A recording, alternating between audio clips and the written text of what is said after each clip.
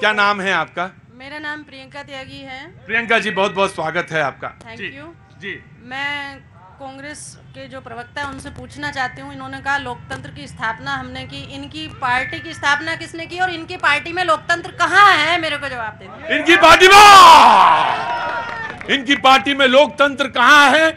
जवाब दे। कांग्रेस के प्रवक्ता जरूर जवाब देंगे। जी भैया, क्या नाम है? डॉक्टर बाकाराम विश्नोई है, मैं भी कांग्रेस का प्रवक्ता हूँ और मैं इनके प्रश्न का जवाब देता हूँ। बहुत अच्छी बात है, वाह क्या बात है, बगल में ही खड़े थे, वाह जी। मेरे प्रश्न, इनके प्रश्न का जवाब यह है कि हमारे कांग्रेस पार्टी में अभी खड़गे साहब अध्यक्ष हैं, जिनको बिल्कुल लोकतांत्रिक तरीके से चुना गया है, उनके सामने बाकायदा कैंडिडेट थे, तो वो तो है हमारा लोकतंत्र। मैं आ जाऊंगा आराम से। जैसे देखिए जो मैं जब आ रहा था तो किसी ने मुझे जोधपुर की पगड़ी सर पे रख दी। मैंने कहा कि ये पगड़ी क्यों रख दी आपने? बोले नहीं, आप डिजर्व करते हैं, आप पगड़ी रखिए आपके अपने।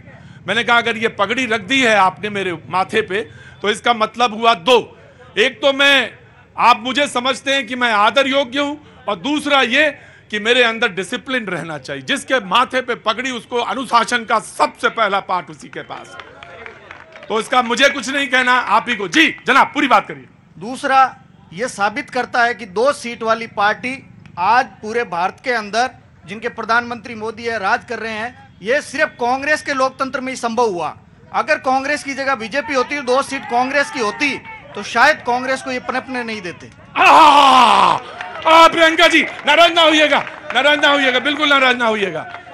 देखो भाई, एक बात तो सच है कि चुनती तो जनता है, चाहे वो 2 को चुने चाहे वो 300 को चुने, बनाती वही है। जी नमस्ते। जी नमस्ते सर। मुझे एक चीज का आज बहुत खुशी है कि महिलाओं ने हाथ उठाया है आज, तो इसमें बिल्कुल वो ना करिएगा, मैं बातचीत का सिलसिला आज वहीं से शुरू कर रहा हूं। जी नमस्ते।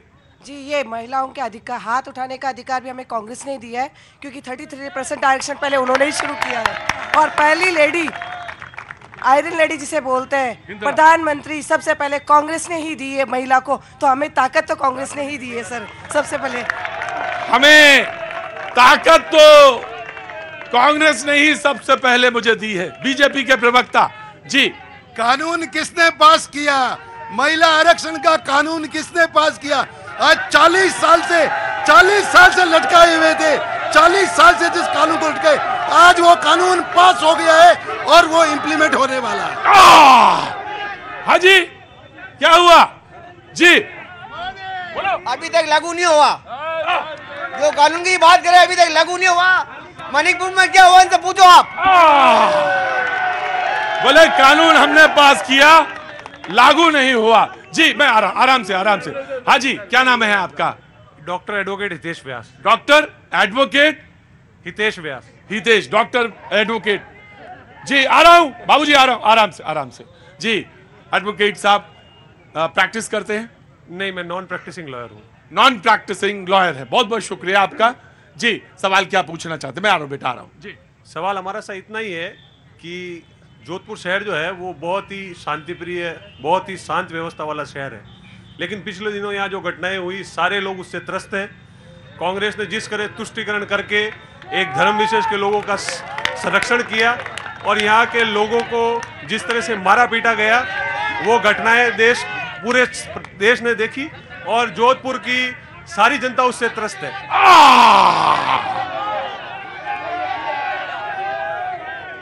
मैं सोच रहा था, मैं आ जाऊंगा, कोई परेशानी वाली बात नहीं।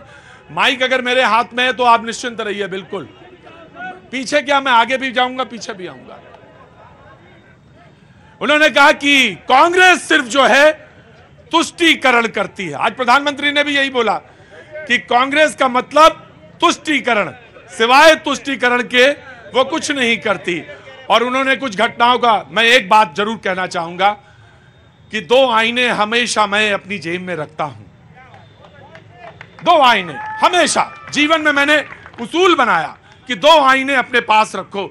एक आईना अपने पास जो खुद देखो, और दूसरा आईना वो जो जनता को दिखाओ। मैंने 2 आईने रखे। सवाल डॉक्टर एडवोकेट साहब ने पूछा है कि आप सिर्फ और सिर्फ तुष्टीकरण करते हैं, लिहाजा आपको जवाब देना चाहिए।